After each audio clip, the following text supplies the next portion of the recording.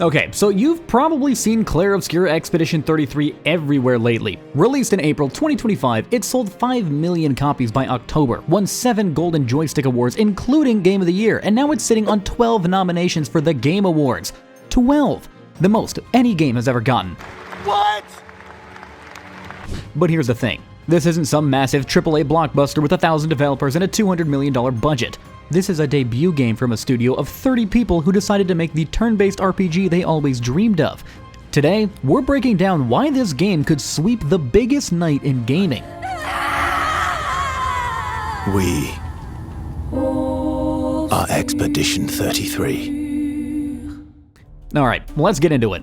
Clair Obscur Expedition 33 released on April 24th, 2025, and it immediately started breaking records. 500,000 copies sold in the first 24 hours, 1 million in 3 days, and by October it hit 5 million copies worldwide. For context, that's insane for a debut indie title. That's AAA blockbuster numbers. But sales are only part of the story, because what really got people's attention was what happened at the Golden Joystick Awards. 7 nominations, 7 wins. Best Storytelling, Visual Design, Soundtrack, Supporting Performer, Lead Performer, Studio of the Year, and Ultimate Game of the Year. Every single category they were nominated in. And now, the Game Awards just dropped their nominations. Clair Obscur has 12. That is the most nominations that any game has ever received in this show's history. Ever! So yeah, the question isn't whether the game is good, the question is, can anything top it from winning Game of the Year? But before we talk about awards and predictions, let's just go ahead and back up for a second. Because if you haven't played it yet, here's the setup. You're in a world called Lumiere. It's this gorgeous Belle Epoque French fantasy setting. Think early 1900s Paris, but make it a nightmare. Every year, an entity called the Paintress wakes up. She paints a number on this giant rock formation called the Monolith, and everyone whose age matches that number or higher, they just disappear. Gone.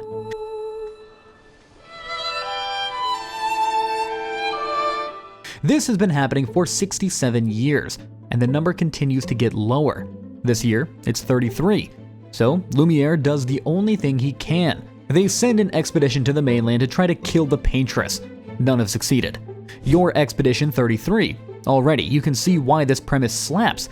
It's dark, it's tragic, and it's got that countdown clock tension that keeps you hooked. But a great premise means nothing without great characters to carry it. And trust me, this cast is something special. Your main crew consists of 4 characters at the start.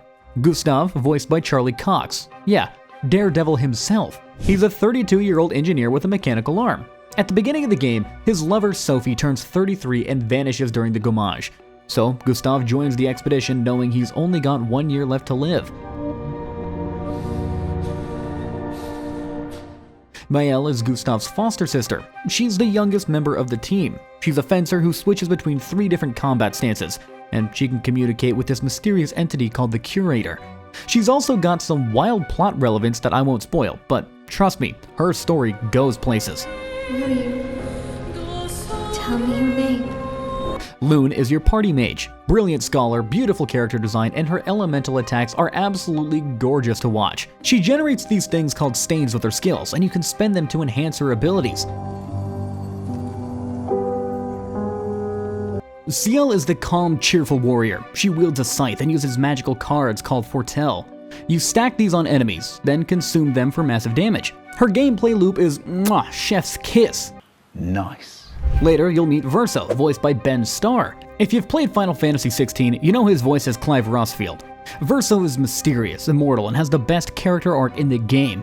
Again, no spoilers, but he is a fan favorite for a reason.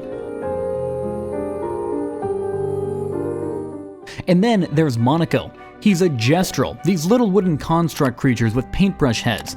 He can transform into enemies that you defeated and use their abilities. He's named after the studio's dog. Yes, really. The dog is credited as the studio's happiness manager. But let's go ahead and talk now about why this game has people freaking out. It's turn-based combat, which historically a lot of people find boring. But Clair Obscur said, what if we fix that? On your turn, you can do the usual stuff. Your basic attacks, use some items, spend ability points on skills or ranged attacks. You know, the standard turn-based fare. But here's where it gets wild. During enemy turns, you have to actively defend. You can dodge, parry, or jump over attacks in real time. If you don't react, you're taking full damage. Parrying is harder than dodging, I mean you just have a tighter timing window, but if you nail it, you get ability points and a counterattack. And if you parry every hit in an enemy's combo, you get to unleash a devastating counter. Suddenly, turn-based combat feels like a Souls-like. You're watching for enemy tells, listening for audio cues, timing your parries frame perfect. People who love Dark Souls and Sekiro finally found a turn-based game that speaks their language, and people who usually avoid action games found a system with enough time to think between turns. And it doesn't stop there. Each character has unique mechanics. Mael switches stances mid-battle, CL stacks her Fortell cards, Gustav builds an overdrive meter to wreck enemy health bars, Verse even gains damage boosts with every attack. I mean, the customization is deep. You've got skill trees, you've got equipable items called pictos that grant abilities and passive bonuses, you've got weapons that completely change how characters play. The endgame is all about breaking the combat system. People are posting builds that deal millions of damage per hit. Now with this whole combat system, the game is already great. I mean, it would still be impressive even if the game just looked mediocre. But it doesn't. Not even close.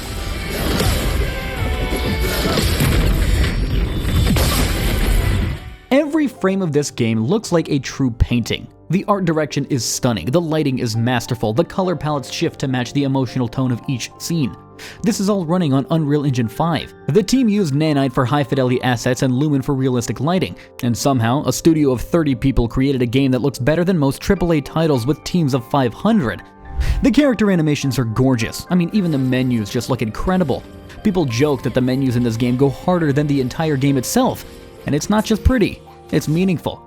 Every location feels distinct. Every environment tells a story. Do you mean we're the only ones left? Now, I'm not going to go ahead and spoil the plot for you, but I will say this.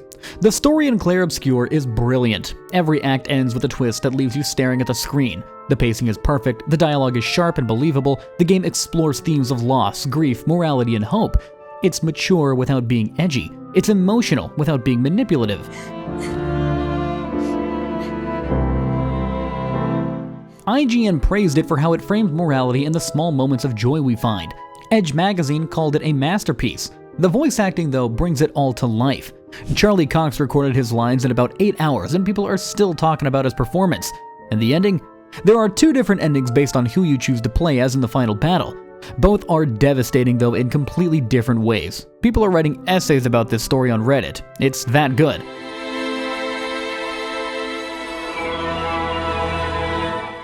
So, here's the million-dollar question. Can Clair Obscur Expedition 33 actually win Game of the Year at the Game Awards? Yes, but let me tell you why.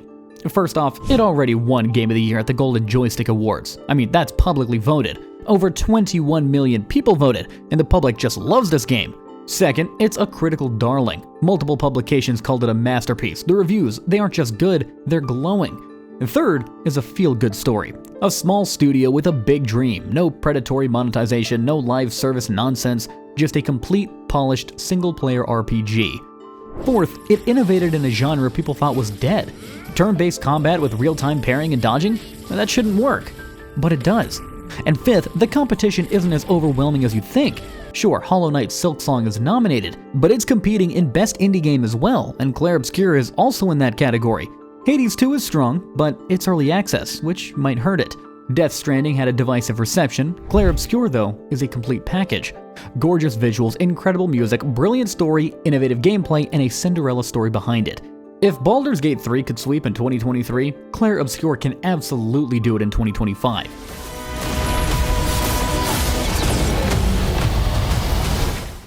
But quick question before you go. Have you actually played it yet? And if so, what's your favorite character? Drop your answers down in the comments below, because I do need to know if I'm the only one obsessed with Verso's entire arc. If you've enjoyed this breakdown though, be sure to smash that like button and subscribe.